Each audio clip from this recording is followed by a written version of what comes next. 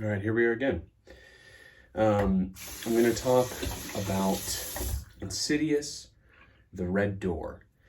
I have seen Insidious Part 1, or Insidious 1 and Chapter 2. Haven't seen any of the others, just 3 and then 2 spin-off movies.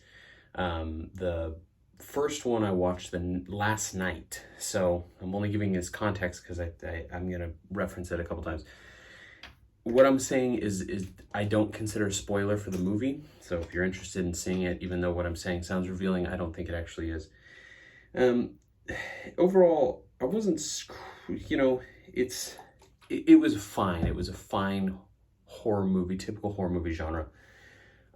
What I think that made me somewhat disappointed in it is watching the first Insidious, which again, I didn't necessarily think was crazy strong. But I think it had some aspects of it that were unique, which is why I think the franchise was so successful in the beginning.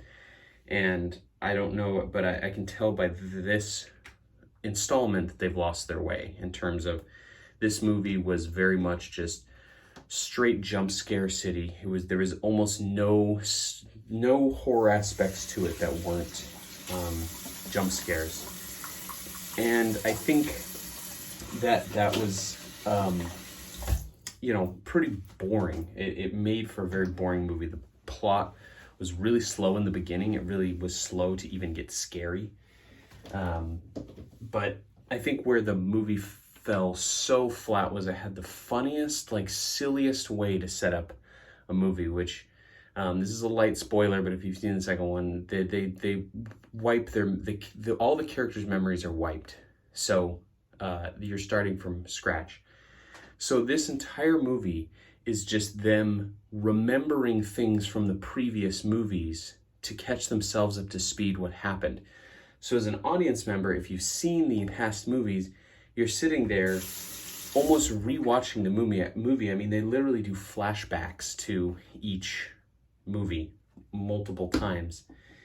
And so it reminded me so much of a television show, like when they do episodes where they're like the writers are on strike or they don't have content or something, so they'll just do flashbacks to the best moments of the series.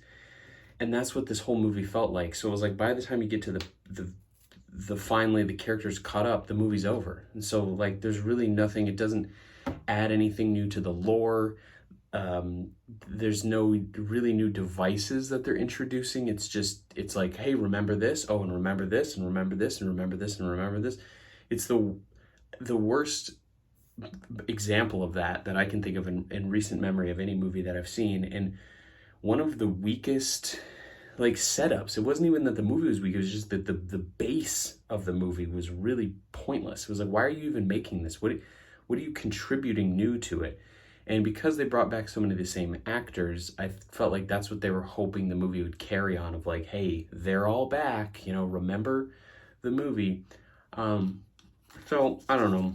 And in terms of the story, it follows along the kid as he's going to college. So it's sort of this, they're just kind of almost wrapping up a relationship thing with him and his dad. And I don't know, overall, the movie was so painfully boring from a plot standpoint and really even from a horror standpoint. So, I don't know. Like I said, I never thought that Insidious was that unique, but I thought it had some of those elements where it wasn't relying on a jump scare.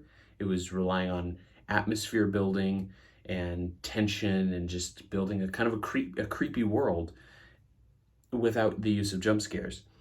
This one, they don't even really build any creepy world. It's just how loud noises and scares, and the jump scares were all so reliant on the audio. So overall, I would give it maybe a 5 out of 10. Definitely don't recommend seeing it in theaters.